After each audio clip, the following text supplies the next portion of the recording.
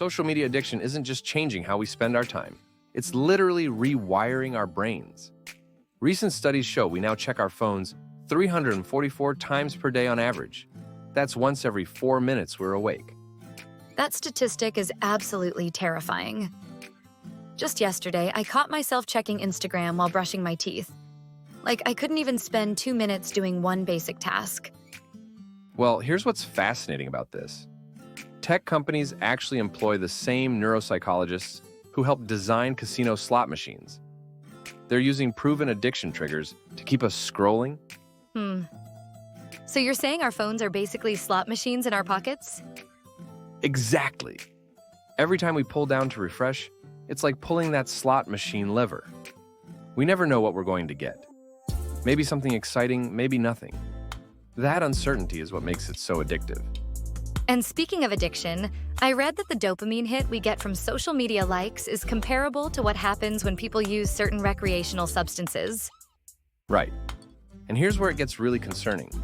Studies show teenagers who spend more than 3 hours daily on social media have a 35% higher risk of developing depression. You know what really struck me about those mental health statistics? The correlation between increased social media use and decreased face-to-face interaction. Like, we're more connected than ever, but somehow more isolated. The data backs that up completely. Since 2012, the average time spent in meaningful face-to-face conversations has dropped by 30%. Meanwhile, social media usage has tripled. Well, that explains why I feel like I know everything about my friends' lives, but can't remember the last deep conversation I had with any of them. And let's talk about sleep patterns, because this is wild. The blue light from our phones reduces melatonin production by up to 50%. Essentially, we're all walking around in a constant state of jet lag. That reminds me of something I read about productivity costs. Apparently, businesses lose about $300 billion annually due to decreased productivity from social media distractions. And here's the real kicker. It takes an average of 23 minutes to fully regain focus after checking social media. So those quick checks aren't quick at all.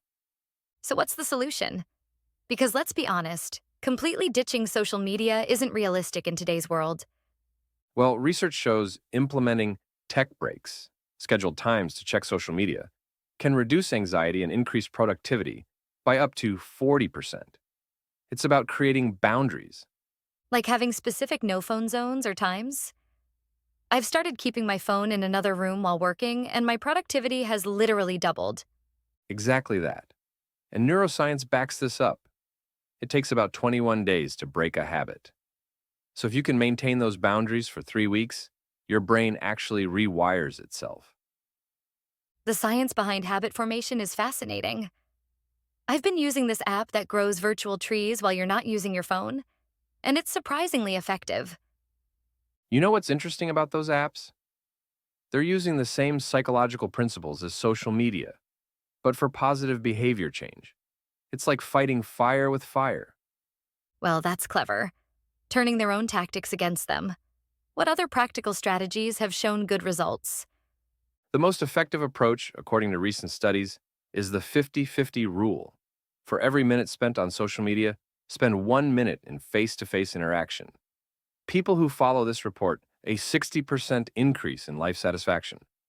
That's such a simple but powerful idea. It's about balance rather than complete elimination. And here's something encouraging. Gen Z is actually leading the charge in digital wellness. They're 23% more likely to take regular digital detoxes compared to millennials. That gives me hope for the future. Maybe we're finally reaching a tipping point where people are recognizing the need for digital balance. Speaking of the future, experts predict we'll see a major shift in social media design over the next 5 years, with more platforms incorporating built-in usage limits and wellness features. Until then, I guess it's up to us to set our own boundaries and reclaim our time and attention. And that's really what it comes down to. Being intentional with our technology use rather than letting it control us. Remember, these tools were meant to serve us, not the other way around.